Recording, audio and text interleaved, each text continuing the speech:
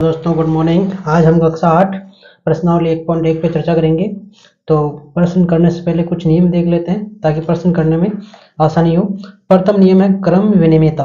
तो इसमें क्या होता है, दो संख्याओं को यदि हम गुणा करेंगे जैसे a इंटू बी, और यदि b इंटू ए को a और b को गुणा करेंगे या b या a को गुणा करेंगे, दोनों में क्या होगी, बराबरी आएंगे।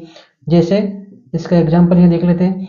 जैसे 3 को 4 से गुणा करो, ये 4 को 3 से गुणा कर लो, आना क्या है 12।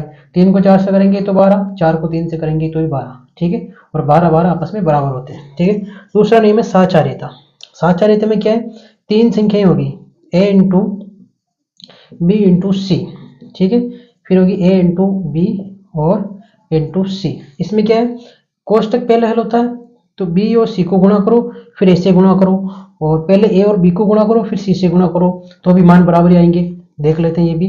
जैसे 1 इंटू 2 इंटू 3 है, और इधर 1 इंटू सॉरी ऐसे दे रखा है 1 इंटू 2 इंटू 3। 2 को 3 से गुणा करेंगे 6, 6 को 1 से करेंगे 6। यहाँ पे पहले 2 को 1 से करेंगे 2, 2 को 3 से करेंगे 6, यानी 6 6 आपस में क्या होंगे, बराबर होंगे, ठीक है। यानी a into B, B into C, और a into B into C आपस में बराबर होंगे। अब गुणात्मक तस्मक। गुणात्मक तस्मक क्या है, a अपॉन बी इंटू 1। यदि a अपॉन बी को 1 से गुणा करेंगे या 1 को इधर लिख लो, फिर इससे गुणा करेंगे a अपॉन बी से, तो मान क्या आएगा, a अपॉन बी आएगा, ठीक है।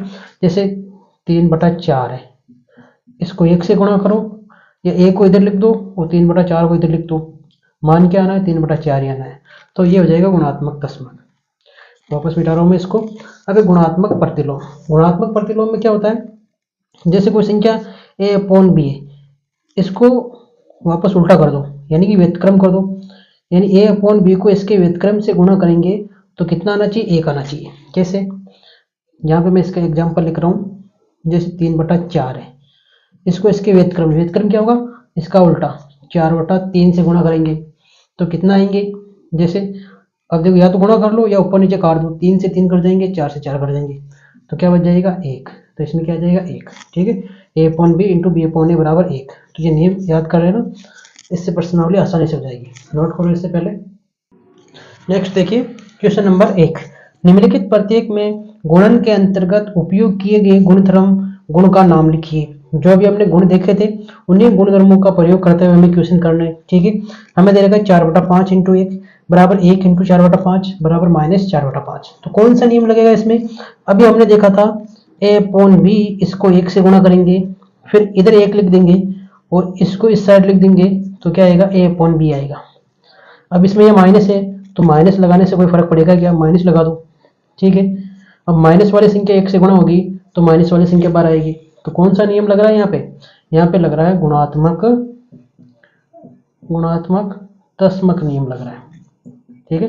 कौन सा हो जाएगा इसमें, गुणात्मक तस्मक नियम। नोट करो इसे। नेक्स्ट देखिए सेकंड नंबर, 13/17 माइनस में इंटू -2/7 बराबर 2/7 इंटू 13/17। यानी पहले 13/17 इधर थे और इस साइड में इस बार इसको इस तरफ लिख दिया है। तो ऐसा नियम कौन सा था, अभी हमने देखा था a इंटू बी बराबर b इंटू ए, ऐसा ही था। अब देखो गुणा में संख्या तो माइनस माइनस तो प्लस हो जाएंगे, इधर भी माइनस माइनस प्लस हो जाएंगे। पहले a इधर था यानी 13/17, फिर इसको इधर लिख दिया 13/17 को, और b इस तरफ था 2/7, और इस साइड में 2/7 को इस तरफ लिख दिया। तो ये नियम अभी हमने देखा था a इंटू बी बराबर b इंटू ए। कौन सा नियम था ये, क्रम विनिमयता, यानी क्रम का विनिमय होने पर इसके मान में कोई परिवर्तन नहीं होगा। इन संख्याओं को गुणा करेंगे तो सेम संख्या प्राप्त होगी। तो कौन सा नियम लग जाएगा इसमें, क्रम विनिमयता नियम, ठीक है।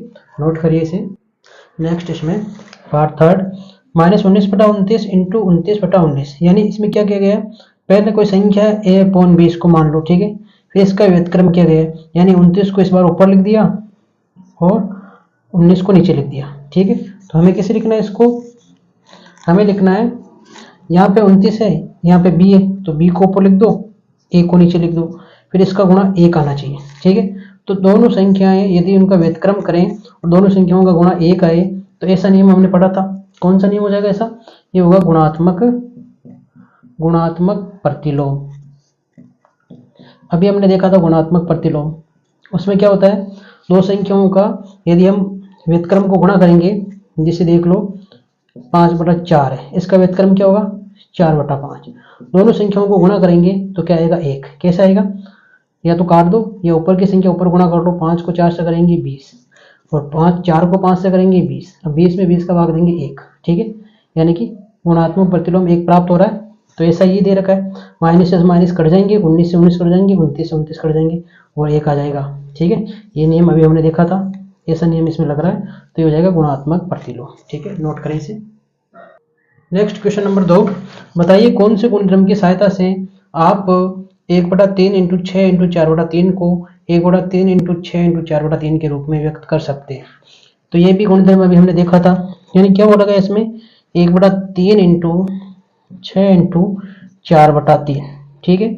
किसके इसको कैसे लिखना हमें 1/3 × 6, पहले ये हो जाएंगे फिर 4/3। तो ऐसा नियम अभी देखा था हमने, ये दोनों इसको ऐसे लिख सकते हैं, दोनों बराबर होने चाहिए।